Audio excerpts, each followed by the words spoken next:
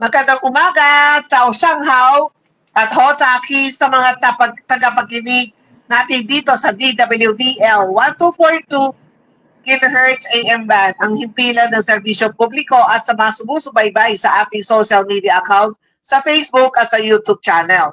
Ang iyong agaran serbisyo lady, Dr. Hilda Ong, ay lubos na nagagalag na muling maging kabahagi ng iyong umaga o anuman oras kayo dyan sa inyong kinaroroonan.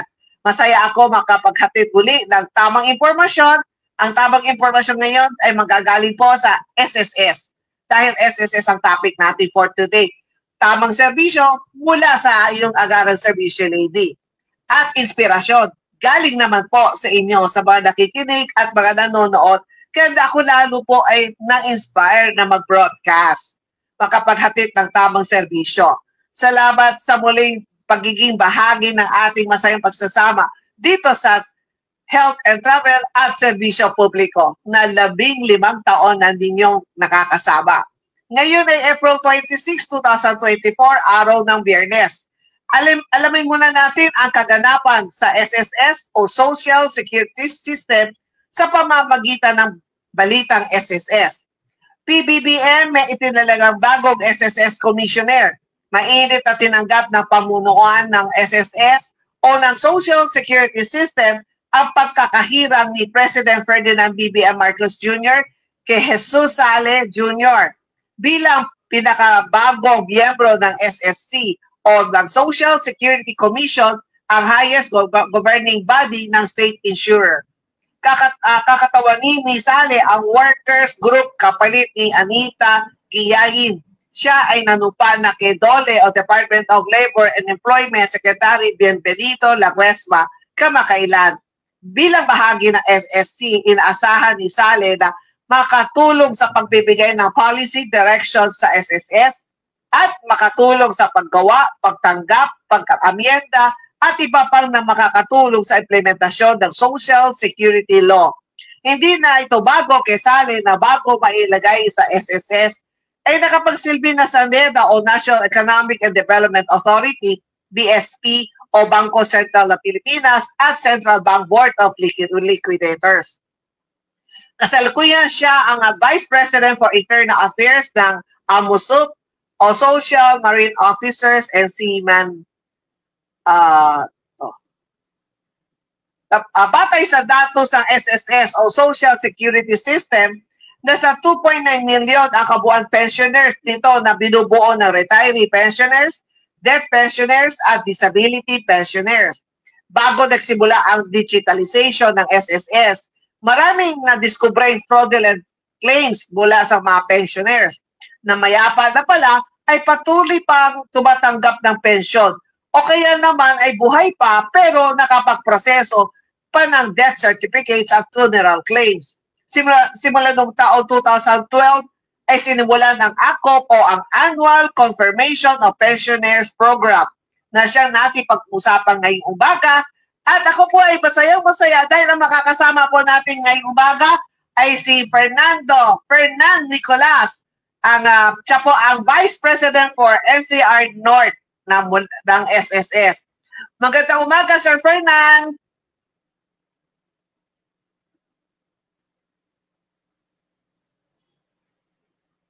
Sir Fernand, baka hindi ka naka-enter studio. Yan po, si Sir Fernand po dati natin laging kasama noon, di ba?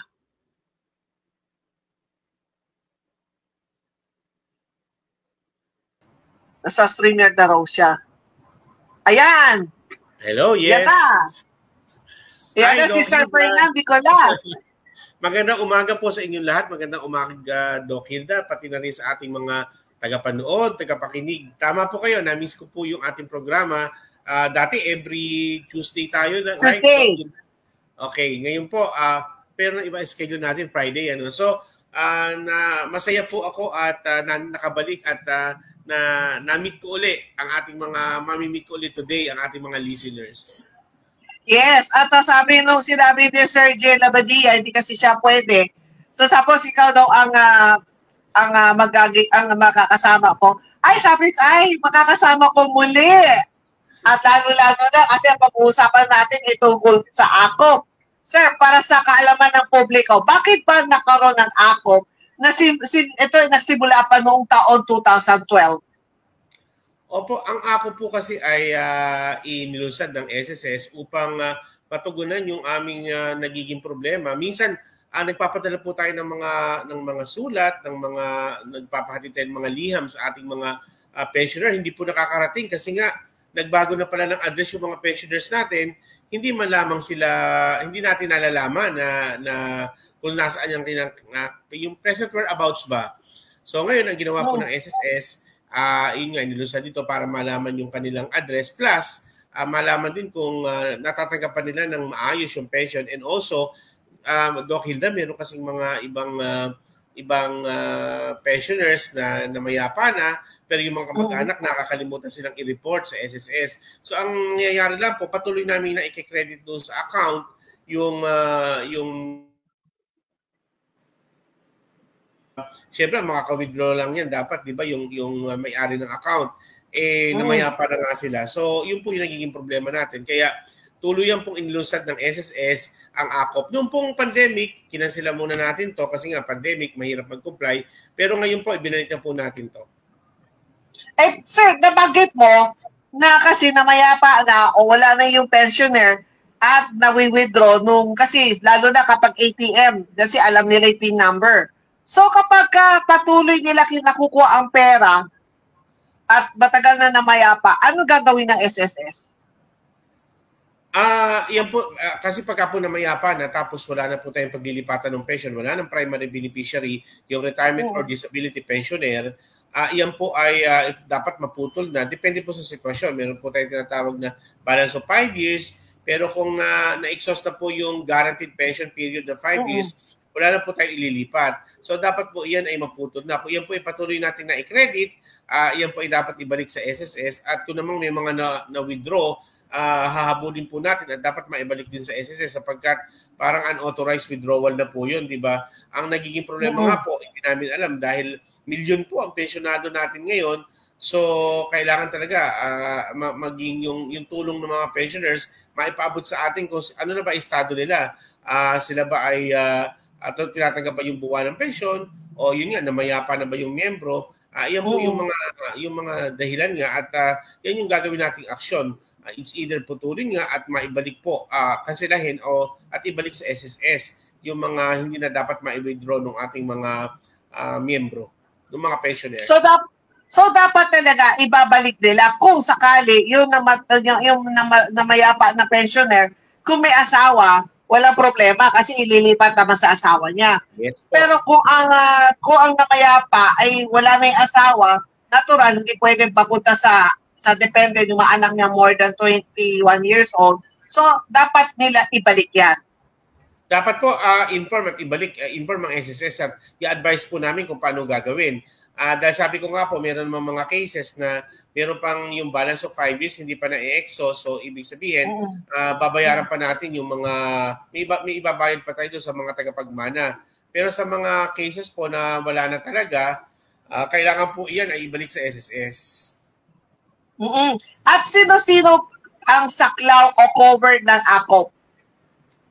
Ang mga covered po sa ngayon ng AKOP ay yung mga retirement pensioners na naninirahan sa Pilipinas, dito sa ating bansa, na may edad 80 taong pataas simula po March 2024. Dati po kasi 85 and up. Ngayon po ginawa na nating 80 years old and above beginning starting March 2024. Yung pong lahat ng mga retirement pensioners natin na living abroad, yung mga total disability pensioners whether living here or abroad, yung mga death and survivor pensioners po, and then yung mga dependent children po sa ilalim ng guardianship. So sila po yung mga dapat na mag-complain sa AKOP. Yun naman pong mga pensioners natin dito sa Pilipinas na wala pang 80 taon ay exempted po na hindi po muna kailangan mag-comply sa AKOP. So steady lang kayo, wag po kayong mabahala at hindi mapuputol ang inyong pension. Ayun na nga sabi ng mga 80 years old and above, bakit sila exempted? Bakit kami lang? Kasi nga po yung tinatawag nating life expectancy, di ba? Medyo mahaba pa 'yon. Nakikita po natin, na-observe natin karaniwan yung mga pensioners ngayon, medyo ang mas maraming sumasakabilang buhay, yung 80 years old and above. Yung below 80, nandito pa rin po. Kumbaga, mas hahaba pa ang buhay niyan. Yes, at syempre, kasi itong 80 and above, ditong March lang na-implement. So, kahapon may tumawag sa akin, 90 years old. Pero ano siya, active. Tapos sabi niya, bakit kinakailangan ng ako magpa-akop?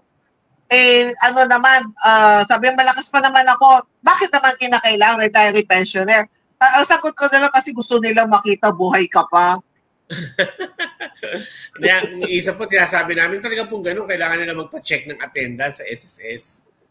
At saka hindi po, more than that po, kailangan namin talaga makuha yung address, ma'am, kasi minsan, halimbawa, lumipat na, yung iba kasi lumilipat ng probinsya, hindi namin nalalaman. Plus, yung pong mga contact details, email address, yung pong kanilang mga cellphone number, dapat po ma-update talaga yung record kasi pagka po nagpe-pensioner, syempre, hindi naman masyado lumalabas sa bahay, hindi na nagpupunta sa mga SSS offices. Kaya po yun ang nire-require namin talaga. At tapos, syempre, para sa mga hindi nakakaalam, paano nila malalaman na dapat na nila magpa-akop? Tinutukoy natin itong mga retiree pensioner na 80 and above, yung mga surviving. So, surviving spouse, for sure, alam na nila yan. So, itong mga bago pa lang, itong mga sa 80 and above. So, paano nila malalaman na need na nila magpa-akop? Ang pagbabasihan po natin dito yung birthday nila. Based sa birthday nila. Yung birth month po, Hindi naman kailangan sa saktong birthday, pero doon po sa birth month, together with yung po mga survivor pensioner natin, yung birth month po nung miyembro, hindi nung mga pensionado. So,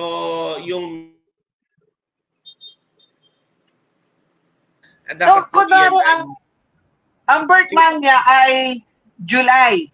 Apo. Pero gusto na niya magpa-akop ngayon. Pwede po ba magpa-advance? Pwede naman po yung advance. Kaya lang, mas prepare namin sana within the month. Madali na naman po mag-akop. Mamaya, siguro madidiscuss naman natin kung paano mag-comply ng akop. Napakabilis po. Marami tayong paraan. Hindi katulad nung dati na kailangan na pumunta sa mga tanggapan namin. Ngayon, meron tayong mga online facility kung saan pwedeng ang miyembro ay ang mga pensionado ay mag-comply sa akop. So, madali na po. Pwede pong advance, pero mas prepare namin within the month po. Mas prepared niya within the month. Akala ko naman, pag akala ko 1 month before. So, mas maganda yung mismo kung kailan ang birth month niya. Maganda po yung birth month na lang kasi para every year, iyon yung tatandaan ng miyembro na nasa ni pensionado na ganitong buwan, dapat palagi ako nagpapacheck ng attendance sa SSS through the ACOP compliance nga. So, nabanggit mo, Sir Fernan, na pwede pala sila mag-online na no need nila pumunta po mismo sa SSS branch. Tama po ba? Tama po. Marami pong paraan. Sabi ko nga sa inyo kanina, pwede po yung visual confirmation o yung personal appearance. Pwede rin po yung tinatawag nating mga online. Pwede po sa email address at pwede rin po doon sa video conferencing. So, yun po yung mga paraan na kung saan ang miyembro nga natin at ang mga pensionado ay pwedeng mag-comply sa ACOP.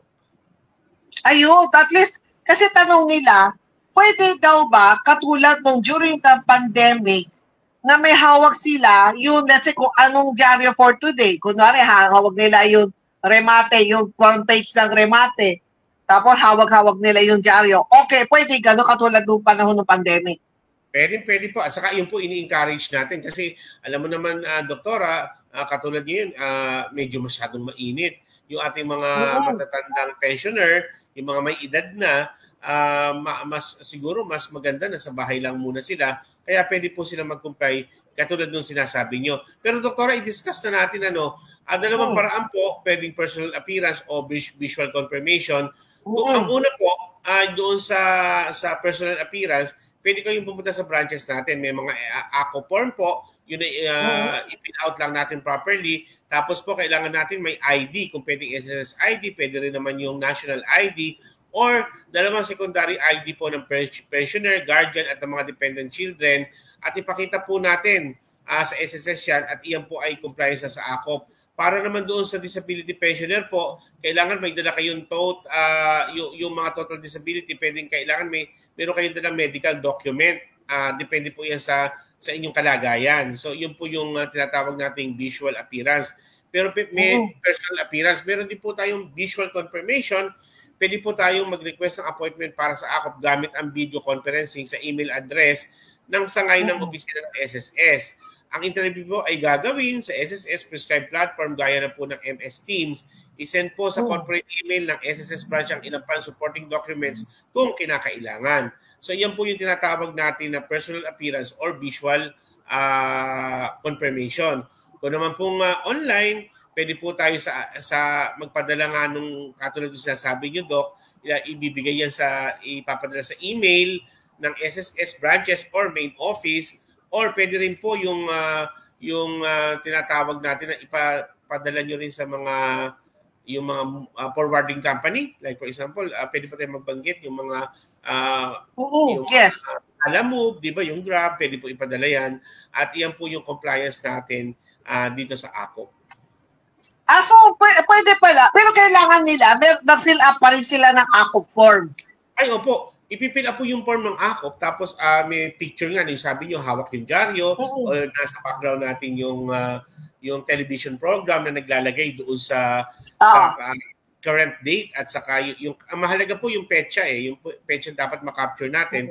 So yun po yung pinaka-supporting documents, proof nung kanilang existence. So yun po yung ilalakip natin doon sa application form na ipapadala. Kung sakali naman po, sir, yung mga kakilala ko na yung tumawag sa akin, papadala ko siya ng AKOP form and then magpapapicture siya and then ipapadala niya sa akin, ako magiging courier nila, allowed ba o kailangan talaga through yung sa mga Lalamove LBC? Pwede naman po yan, kaya lang mas nire-require namin sana kasi hindi po kami nag-entertain ng third party. Kailangan meron po tayong, dagdagan na po natin ng authorization, di ba? That you are authorized to transact in her app, di ba? Para nga po dito sa AKOP compliance. So, gawa lang po ng additional sheet lang na ilalagay lang natin. So, kailangan gagawa lang siya ng authorization na authorizing me na ako mag-submit. Po, pwede po yun. Yan po ay i-allow po natin. O yun, at least kasi lalo na ngayong panahon ng tag-init, siyempre lalo na itong mga senior natin nasa 80, talagang iniiwasan na natin sila lumabas kasi para makaiwas ng heat stroke. Ngayon may katanungan din, Sir Fernan. Pwede naman po ba, instead of going to SSS, pwede po ba sila pumunta doon sa bangko kung saan pumapasok ang pera nila? Pwede rin po yun, at pwede rin po yung tinatawag nating home visit. Halimbawa, yung mga total disability pensioner, di ba, Doktora, yan medyo mahirap yung mobility nila, di ba? So, pwede po yan na mag-request sa SSS ng home visit. So, susulat lang kayo, ilagay nyo po yung dahilan kung bakit hindi pwedeng makapagsadya sa SSS.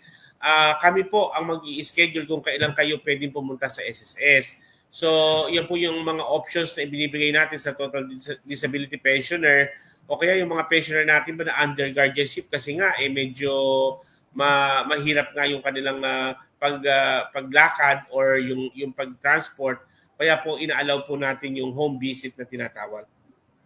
Kung sakali ang birth month niya, sabihin natin itong month of April, tapos hindi siya nakapag-AKOP, kailan mapuputol ang kanilang pension? Halimbawa po hindi nag-AKOP yung miyembro, o kaya yung pensionado sa kanilang birth month, yan po ay sa mga susunod na buwan ay mapuputol na po yung anong right word natin, makakansela.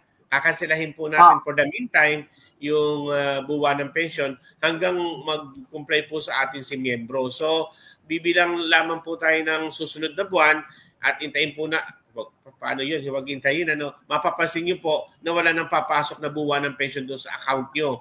So, yun po yung magiging go signal or warning ni SSS na pumunta na kayo sa SSS para nga mag-comply doon sa AKOP. Oo, kapag wala na sila pag wala na pumapasok na pera either sa passbook nila o sa ATM card, ibig sabihin temporarily naputol yan. Pero kapag sila nagpaakop, babalik din yung mga buwan na hindi nila natanggap. Tama po kayo. Halimbawa po, naputol natin ang pension ng March, tapos July pa sila nag-comply kasi maaring busy pa or wala dito sa Pilipinas. So pag-comply po nila pagdating ng July, yung una pong bayad, yung unang resumption ng ating monthly pension, babayaran po namin iyan simula doon sa buwan na naputol. So halimbawa nga po March, so March, April, May, June, July, one-time payment po yan. Ibabayaran po natin yan. Pero usually, doktora, tandaan natin na pagka-late compliance po, halimbawa, naputol na, depende po kung kailan kayo, usually 1 or 2 months bago namin ma-resume. So, depende po sa cut-off or kung kailan kayo nagpunta. Kung po nagpunta kayo beginning of the month, the following month, kaya na namin i-resume. Pero kung nasa end of the month na po kayo nag-comply, baka magpapalipas pa tayo ng susunod na buwan uli bago po kayo, bago natin ma-resume yung pension. Hindi po siya automatic kasi sumasabay lang po siya doon sa tinatawag nating pension run or may special run po kami para sa lahat ng mga late compliance ng AKOP. Kaya po ina-advise namin mag-comply po ng on time para wala po tayong hassle or buwanan po matanggap natin yung ating monthly pension. Ako 3 months bago bumalik pero doktor, twice ako naputulan kasi birth month ng asawa ko December. Alam mo naman December, busy. So nalimutan ko magpaakop. Pagdating ng January, February, wala. March na bumalik. Yun nga po, kaya tama rin doktora. Saka lalo na po yung mga, halimbawa, nag-abroad natin mga pensioner, di ba? Tapos minsan 6 months yata or ilang buwan na aalis dito sa bansa natin. I-compute nyo po na halimbawa aalis ako kasi ng July. Doon po ako magko-comply ng kuwan. Halimbawa, August po ako kailangan mag-comply ng aking monthly, ng aking AKOP. So pwede po yan. I-advance po natin na sabihin lang sa SSS, advance compliance ako kasi nga, wala po ako ngayong buwan na to, yung aking petsa ng buwan ng aking kaarawan, wala ako dito sa ating bansa. Kaya i-advance ko po. Ina-allow po natin yan. So kapag yung sa birth month niya at wala siya sa Pilipinas, pakita lang niya sa SSS, itong buwan na to, wala ako sa Pilipinas. So, pakita lang yung plane ticket niya, okay na yon. Opo, yun po ay tinataga po natin. Doktora, tandaan natin yung po, halimbawa, sinuspend po na, halimbawa, ngayon kayo magko-comply, dapat yung birth month nyo is April. Pagka po hindi kayo nag-comply ngayon, wala kami natanggap. Sa susunod na buwan po, isang buwan lang po ang pagitan yan, isususpend na po namin yung inyong monthly pension. Kaya mahalaga po yung sinasabi niyo na sabi nga natin kanina na yung mga miyembro, yung mga pensionado na paalis ng bansa, lalo na yung mga umiiwas po sa sobrang init dito sa atin, dapat po iyan ay mag-advance compliance dito sa ating AKOP. At ito naman, meron naman na talagang 2 ang natatanggap nilang pension. Isa as surviving spouse, isa ngayon, pasok pa sila ngayon sa 80 years and 80 or more than 80. So ang tanong nila, let's say ang retiree pensioner, birth month niya, sabihin natin May. Tapos yung sa asawa niya as surviving spouse, sabihin natin October. So pwede daw po ba, sir, isang puntahan na lang para hindi na siya twice na pupunta sa SSS? Sa mga special cases po yan, dahil ang pinagbabasehan po natin yung buwan ng birth, yung buwan ng kaarawan ng miyembro. So kung magkahiwalay, pero doktora, ang layo kasi ng October at saka ng halimbawa isang March. Pwede din po siguro pero hindi po ini-encourage yung ganun kasi napakalayo nga po dahil isang March saka isang October, ilang buwan po yung pagitan nila.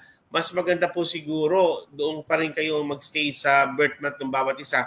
Sabi ko nga po, hindi naman kailangan pumunta sa loob sa tanggapan ng SSS. Kasi pwede naman online. Pwede rin pong online, pwede rin pong ipadala, pwedeng i-email, pwede rin po na yung may authorization kayo. Madali naman pong mag-comply ngayon, kaya siguro mag-comply na lang po tayo doon sa buwan ng kapanganakan. Kung katulad doon yung example ninyo na masyadong magkalayo. Pero halimbawa magkasunod na buwan, pwede na po iyan na pwede na po yan na magkasabayan na lang. So sa case ng mother ko, ang birth month ng papa ko ay May. Tapos, birthday ng mother ko ay June. So, pwede ko na siya samahan sa May para sa dalawa na. Para sa mama ko ay June, sa papa ko, May. So, pwede ko na samahan si mama ko dun para isahan na lang. Pwede na po. Saka doktora, bakit, baka nagtatanong din, bakit ba kailangan, aliba, sabi mo nga, dalawa, tumatanggap ng dalawang pension, bakit ba hindi isa na lang na comply sa AKOP? Bakit ba kailangan bawat account ay mag-comply pa? Diba? Oo. So, ang dahilan po kasi niyan, ang record po ng dalawang pension na yun, magkaiba. Magkaiba pong SS number. Oo.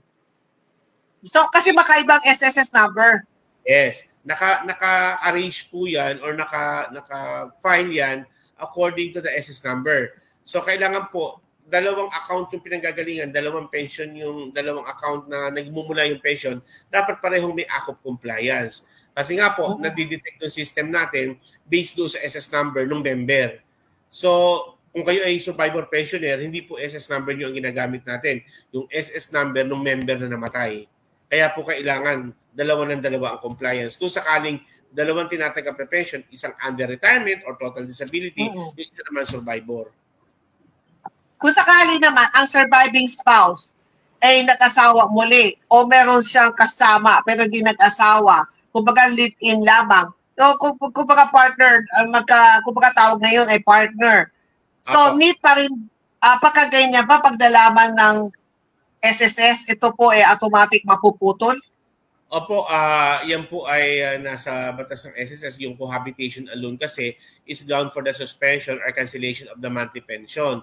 So kung pong nagsama sa isang bubong bilang mag-asawa without the benefit of marriage, yan po ay grounds pa rin for cancellation ng benefit. So ikinanulungkot po natin na talagang mangyayari po yan. Maraming nagsusumbong, doktora, yung mga ganyan, yung mga usually ang nagsusumbong dyan. Yung mga in-laws. Yung mga kamag-anak po ng mamatay na miyembro, sila po yung nagsusumbong at saka minsan yung mababait nating kapitbahay, mga kapitbahay. Opo. Kadalasan yung mga kapatid ng namayapa. Yes po. Yan po yung number 1 na kakampi ng SSS. Pangalawa na po yung mga mapagmalasakit nating kapitbahay. Yan.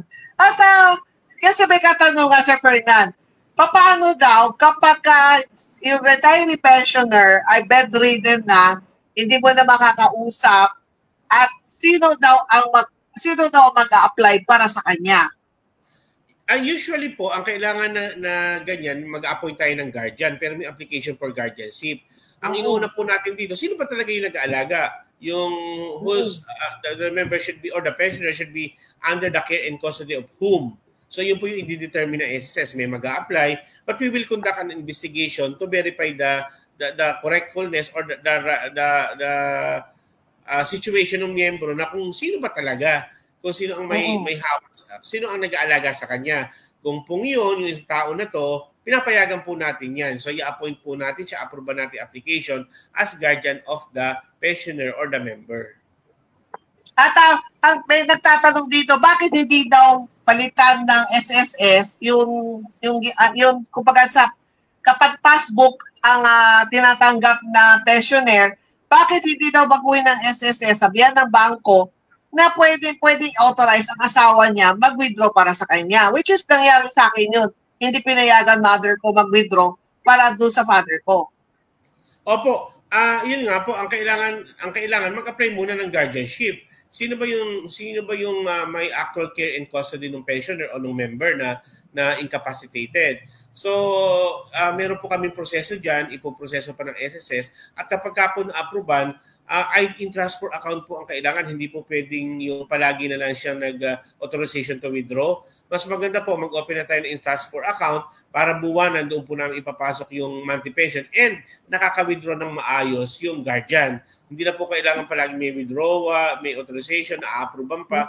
Doon po through ATM lang, pinapayagan na rin yan. Basta po may approval ni SSS. At since nabanggit mo yung ATM, sir, kunwari nasa passbook siya, gusto ng pensioner na gawin ng ATM.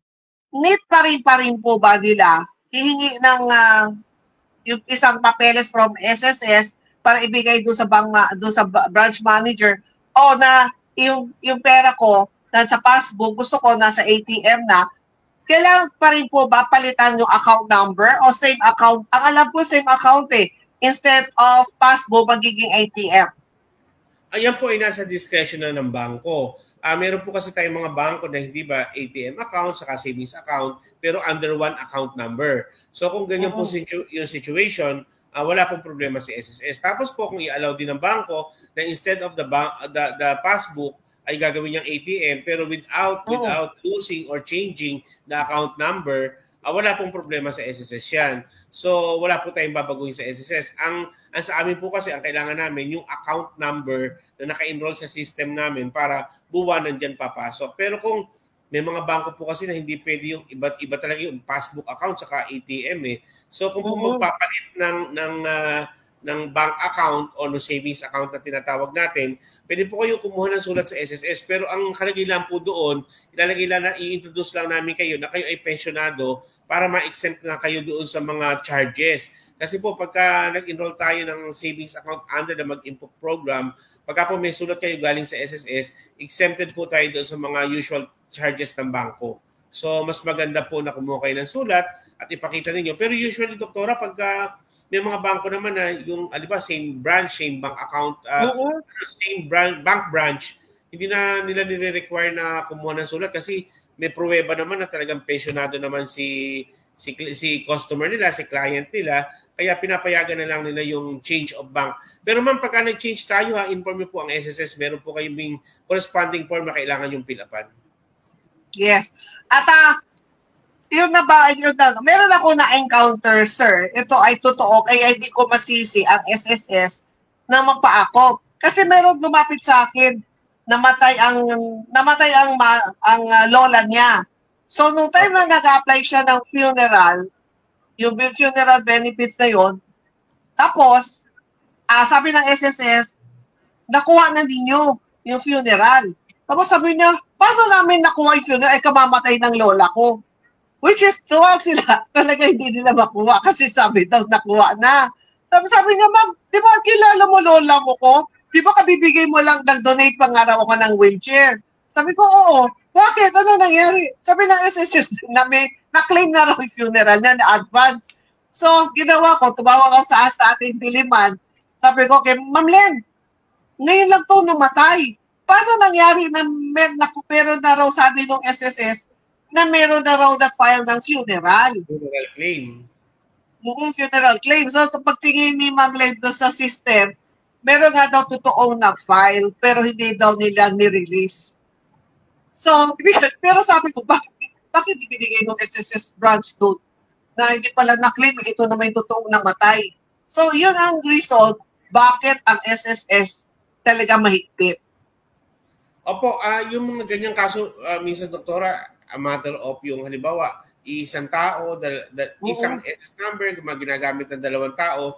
Kasi nga nung panahon, lalo nung araw, yung mga na-issue namin ng mga 1970s, 1980s, wala pa tayong computer system, di ba? Medyo, halimbawa, pupunta ka lang sa SS dati siguro, ibigay mo yung pangalan, o nakukuha, or kung sino man yung kumuha, mga employers din ng SS number na yon.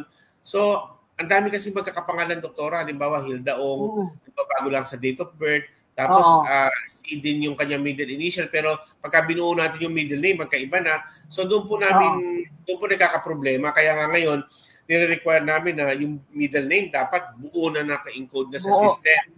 Kasi minsan po, doon talaga na nagkakahiwa-hiwalay sila. Doon namin na-identify yung kung sino talaga may-ari ng account number. So, tama po kayo. Isa po yan sa mga dahilan kaya namin ginagawa yung AKOP kasi para masiguro pa rin namin na buwanan yung pa tinatanggap yung anyong buwan ng pensyon. At di ko rin maintindihan bakit meron din na buhay pang biyenan nila, pinapatay na nila sa papeles at ito ay pinafile sa SSS. Opo, kasi baka po kasi minsan di ba magpe-present ng mga meron tayong mga nakarehistong death certificate. Tapos pagka-present sa SSS, inimbestigahan namin sa LCR, confirm. So, babayaran po talaga namin yun. At ito, naitanong ko sa yan, nanonood sila ngayon sa atin, meron daw silang isang empleyado na aksidente. Kumbaga motorcycle, kumbaga tumama siya doon sa gutter. So wala siyang kalaban na sasakyan. Tapos ito ay hindi related sa trabaho kasi ito nangyari ng Sabado ng 1 p.m. So nabalian ng buto, pumunta sa ospital, pero hindi siya na-admit, pero nakakash yung paa niya. So nagtataka yung employer, bakit di pumapasok si empleyado? 2 months na pala siya hindi nakakapasok kasi nakakash yung paa. So, tumawag sa akin mismo yung HR nila kung pwede pa rin daw mag-file ng sick leave. Opo, pwede po yung mag-file ng sick leave. Kaya lang po, doktora, medyo late na. Pero kung patuloy pa rin siyang nagpapagaling, mababawasan lang. Hindi po namin kayang bayaran simula nung ma-aksidente siya. Kasi nga, meron tayong rules on notification. Di ba dapat the employer, then employer to SSS additional 5 days. So doon po tayo magkakaroon ng problema. Pero since, doktor, nagpapagaling pa ba yan? Hindi pa rin nakakapasok? Nagpapagaling, hindi pa siya nakakapasok. Pwede pa pong mag-file. Kaya lang hindi natin mabubuo na yung the whole amount or the whole period na hindi siya nakapagtrabaho ay baka hindi natin mabayaran kasi nga hindi po sila nakapag-notify on time. Pero kung sakasakali po na magpapile siya ngayon, pwede pa natin siyang i-process at titingnan natin kung saan simulang babayaran ng SSS yung kanilang sickness benefit. Yung pong ganyan, entitled po sa sickness benefit, kung related po sa trabaho, pwede po yan na work-connected EC. Pero sinasabi nyo, Sabado, walang pasok, personal na lakad yun, ang kailangan po natin ay, ang maibibigay po natin benepisyo ay SSS sickness benefit. Sickness benefit. Tapos, kailangan nung member magpakita sa SSS yung kanyang x-ray doon sa paa na kung saan siya nabalian ng buto. The usual po, kailangan talaga ng medical proof na merong nangyaring ganito, ito yung naging sakit niya, at kailangan yung recommendation ng doktor, ilang buwan siyang kailangan magpahinga, ilang araw. Ayun po ang pagbabasihan ng medical officer namin para evaluate po at i-assess yung kanyang condition at kung ilang araw po namin bibigyan siya ng benepisyo.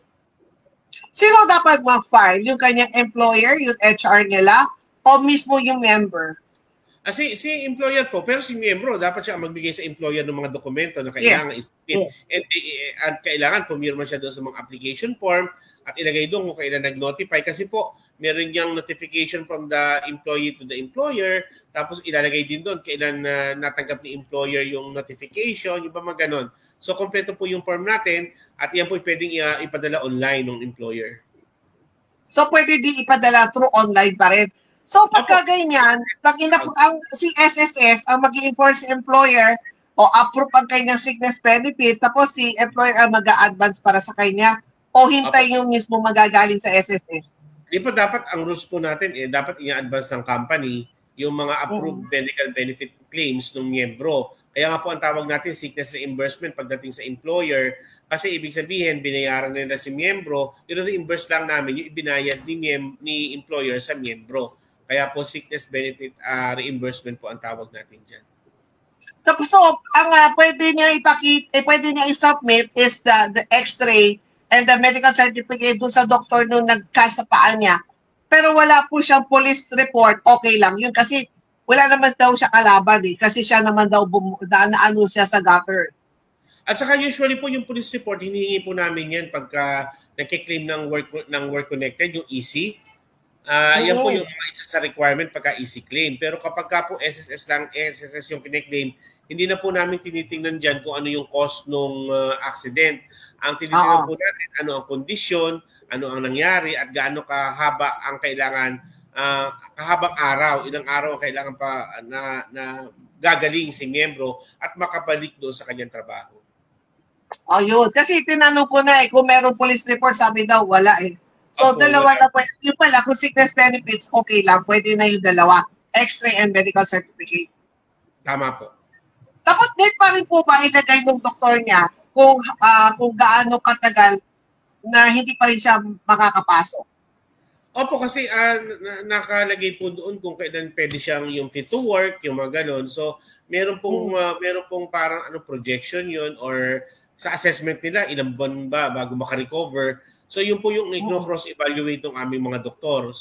Kasi may guidelines din naman ng gobyerno as approved by the DOH. Yan po yung sinusundan ng SSS na kung halimbawa, katulad yung aksidente, nakas yata, doktora, di ba?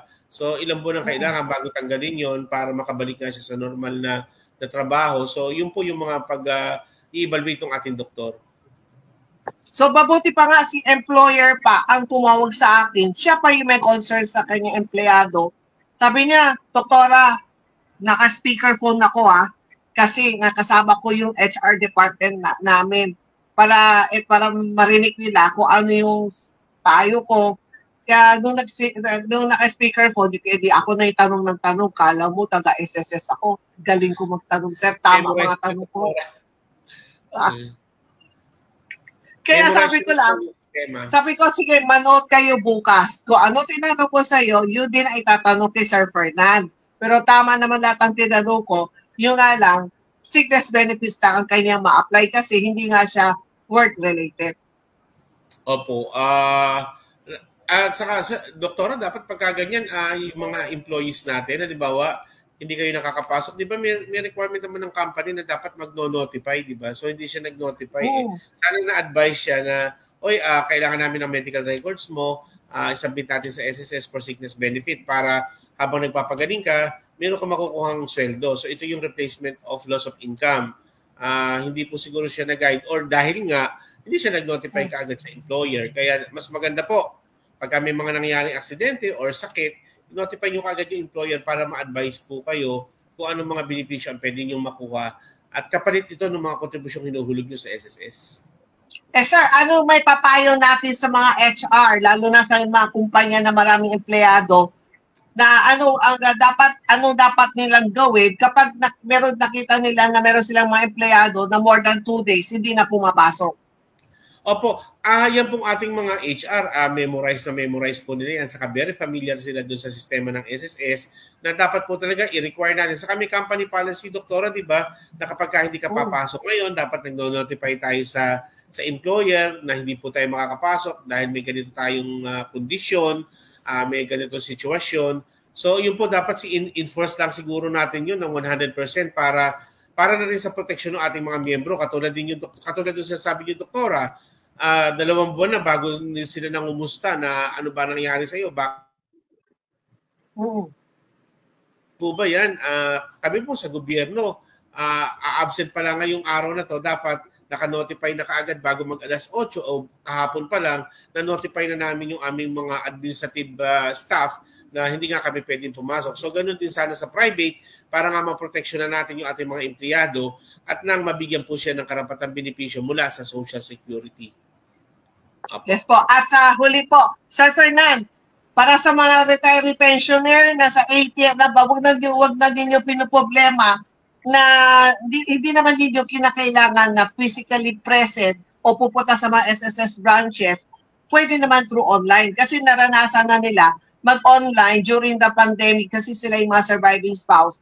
Yung iba, alam na nila yun. So sa mga retiree pensioner na more than 80 na ayaw nila pumunta sa SSS branch, so pwede pala mag-online. Sir Fernand, pwede po ipa-share na wag na nila problemahin yung pagpupunta sa SSS. Opo, tama ka, doktora. Alam mo, sa branches po natin na araw-araw na encounter natin yung mga seniors natin, patuloy pa rin pumupunta sa SSS para mag-comply ng AKOP. Mas gusto raw nila na personal. Pero nais ko pong ipaalam sa inyo or i-remind na marami po tayong paraan kung paano mag-comply ng AKOP. Number 1 nga po, yung pwedeng ipa-email, pwede pong ipadala sa mail, pwede rin po kayong video conferencing. Yan po ay available lahat ngayon. So, ang pinakamadali po yung email. I-email lang po yan sa SSS. Tapos i-attach natin yung lahat ng dokumento, IDs, plus the accomplished form, plus yung picture natin na may hawak na dyaryo o kaya sa likod natin yung TV program na mayroong nakalagay na date. So, yun po ay enough na para sa compliance. At isa pa, doktora, marami pong pumupunta sa branches na below 80 years old na mga retirement pensioner. Hindi po kayo kailangan mag-comply ng AKOP. Yun naman pong 80 years old and above. kung dito nakatira sa Pilipinas. Kung po halimbawa nagbabakasyon kayo dito sa Pilipinas at ang address nyo sa ibang bansa, yun po, kailangan talagang pupunta kayo sa branches or mag-comply nga doon sa mga sinasabi ko. Plus yung mga hindi naman makalakad, hindi naman, minsan po kasi darating may ambulansya pandala, doktora, para lang mag-comply sa AKOP doon sa total disability. Hindi po kayo kailangan mag-abala ng ganyan, lalo sa sitwasyon ngayon, napakainit. Ang gawin po natin, sumulat kayo sa SSS at magre-request po kayo ng home visit o tinatawag nating domiciliary service. So pagka po tayo ay nakapag-request ng home visit at iyan po ay pupuntahan kayo ng doktor namin, kami po ang magpa-facilitate doon sa AKOP. So stay lang po kayo sa bahay at mas maganda po yun kaysa naman makipagsabayan pa kayo na yung sa weather natin ngayon, mas safe na nandiyan kayo sa mga bahay nyo. So, yun po yung mga tagubili namin. Nandito po ang SSS para magsilbi sa inyo. Marami po kaming ginagawang paraan para maging mas konbinyente ang pagsunod natin doon sa mga alituntunin at patakaran ng SSS. Sir, ano daw ang email address? Ang email address po ni SSS, pwede po doon sa branches. Ang gawin lamang nyo po, may website po ang SSS, di ba? www.ss.gov.ph, nakalagay po doon yung mga branches. Makikita po natin. At nandun po yung email addresses. Kung saan po kayo malapit, kuhanin nyo po doon sa email, sa website po ng SSS. Napakadali po. So doon sila titingin doon sa website ng SSS, www.sss.gov.ph. Hanapin po nila yung SSS branch na malapit sa kanila. Then kunin yung email address, doon sila mag-i-email. Apo, mas maganda po kasi sa malapit para kung sakali halimbawa merong kayong katanungan pa or merong ika-clarify or hindi na natanggap, hindi na process, yan po ay madaling magagawa ni SSS. Kasi malapit lang po kayo doon, so makokontak namin kayo mas mabilis. Yan po. So, sa next Tuesday, tayong dalawa pa rin po ba makasama, Sir Fernan? Parang ganun nga po yata eh. Parang ayaw mo. Wala yata akong choice, hindi. Okay po, parang ako pa rin po yata yun. Yan. Abangan po next Tuesday, makakasama po natin muli si Sir Fernan Nicolas. Dahil nakita po niyo, di ba, nasasagot niya lahat ng tanong ko. Talagang nasanay na talaga ako kay Sir Fernan. Buti nga ngayon, napakita nga sa akin dito sa live stream. Medyo malakas na po yung internet natin dito sa office ngayon. Kaya malakas na. Opo. Kaya magandang umaga po dyan po sa SSS NCR North. Okay po, magandang umaga po sa atin lahat. Maraming salamat, Doc. Have a nice weekend and have a nice day. Yan po, maraming salamat po. Ang nakasama po natin ay si Fernando Nicolas, o tawag ko sa kanya is Sir Fernan. Siya po ang SSS Vice President for NCR North. Siya yung talagang spokesperson before, di ba? So, yun na, pagka si Sir Fernan, talagang yung lahat ng tanong ko, talagang nasasagot niya lahat eh. Talagang nasa utak na niya lahat. Kabisado. So, sa ating mga SSS pensioners, retired pensioners, kung kayo 80 years old or more than 80, and then sa ating mga surviving spouse, hindi naman din yung kailangan na pumunta mismo sa SSS. Pwede naman through online. So, through online, so kung paano to email lang po ninyo, pero kailangan po ninyo mag-download ng form ng AKOP, Annual Confirmation on Pensioners. I-fill up po ninyo yan. And then, i-attach po ninyo, i-email po ninyo, tapos meron po kayong hawag na dyaryo na kung ano yung pinaka, let's say today, kung meron kayong bumili kayo ng dyaryo, bumili kayo ng remate, tapos ang date ng dyaryo ay April 26, hawakan po ninyo ng ganyan. Tapos, di ba, magpa-picture na lang po kayo, o pwede naman po kayong marap sa camera, pero naman automatic, di ba? So, ganun lang, fill up the form, tapos hawak po yung dyaryo, tapos government ID, and then ipa-email po ninyo sa SSS. So, paano nyo malalaman ng email address? Pumunta lang po kayo sa website po ng SSS, www.sss.gov.ph, and hanapin po ninyo yung branch kung saan kayo malapit, kung saan kayo nakatira, and then hanapin po ninyo yung SSS branch, kunin po ninyo yung email address, tapos i-email po ninyo doon sa SSS. Ganun lang po, AKOP lang po every Ngayon, paano malalaman kung kailan kayo dapat mag-akop? Let's say, ang birth month sa ating mga retiree pensioner to. Retiree pensioner, 80 years old lang ha. Pag wala pang 80, hindi kailangan. So, kunwari, ang birth month po ninyo, sabihin natin, June. So, June lang kayo mag-i-email sa SSS. Mag-akop po kayo. Let's say, kung ang birth month ninyo ay July, July pa. Pero, kung let's say, kung kayo ay surviving spouse, dapat po doon sa month naman nung asawa mo, kung kailan namatay, hindi yung kailan siya namatay, kung kailan ang birthday nung namayapa, nung member, yung let's say, kailan yung birthday ng asawa mo.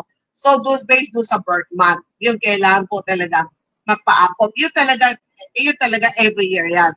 Natulad po ako, every year ako nagpapa-akop dahil maaga po ako na byuda. So, every December, nagpapa-akop po ako sa SSS.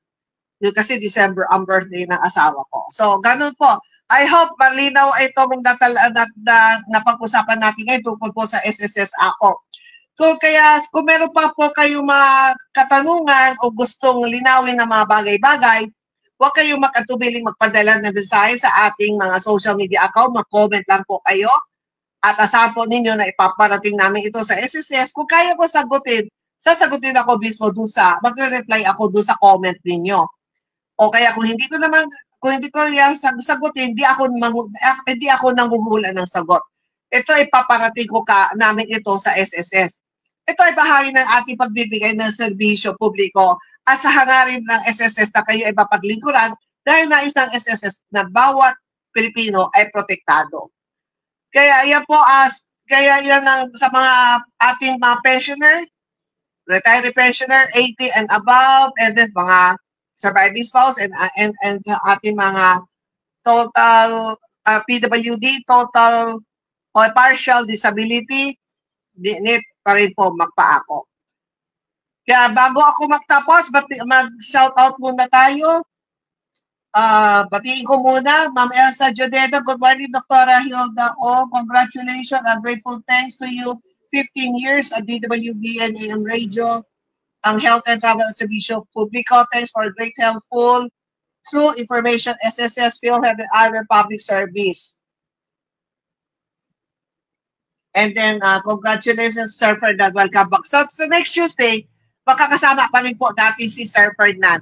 Pero kung anong topic, abangan na lang ninyo. Hindi ko sasabihin kung ano pag-uusapan namin next week. And then, magandang umaga din kay Dory Apasiple, kay Angelo Redaha, kay Nanay Emma Redaha. Good morning po. Happy weekend. Simbang Quiapo, Maynila. Monggo Day. God bless. Malolos, Bulacan. Siyempre kay Asap ating kumari Susan Pagyot at parin Fred Pagyot, tapos sa Eastville, California. Kay Rosebel Martinez, good morning. Kay Allen Lloyd Drildale. Kay Celso Manuel. Kay Joanne Yatko. At sa lahat po siyempre kay Rodel Volante, kay Dine, kay Danica, kay Dayan. Good morning po sa inyo. Sa lahat po na nanonood dito sa Facebook page, dito po sa YouTube channel, at siyempre po sa lahat po na nakikinig po dito po sa DWBL. Lagi po kayo tumutog po dito sa programa dahil very informative po ang ating programa. Kaya maraming salamat po sa pagsama po sa pang-Biyernes na edisyon. Pagkita-kita muli po tayo sa darating na April 30. Kasama natin muli si SSS Vice President for Vice President for NCR North. And then sa ngalan ng ating kasamang writer-researcher na si William Maglente, ako pa rin si Dr. Hilda Ong, ay yung Agaran Servicio Lady, na naghahangad ng isang maganda at makabulang araw para sa iyo as iyong mga mahal sa buhay. Good morning, magandang umaga, Cao Sanghao at Ho Tsaki. Bye!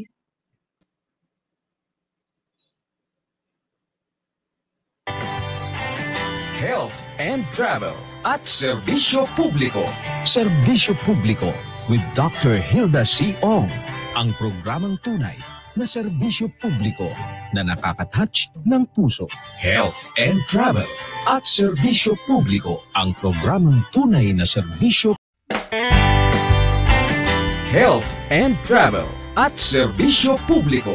Serbisyo Publiko with Dr. Hilda C. Ong, ang programang tunay na serbisyo publiko na nakaka-touch ng puso. Health and Travel at Serbisyo Publiko, ang programang tunay na serbisyo publiko na nakaka-touch ng puso.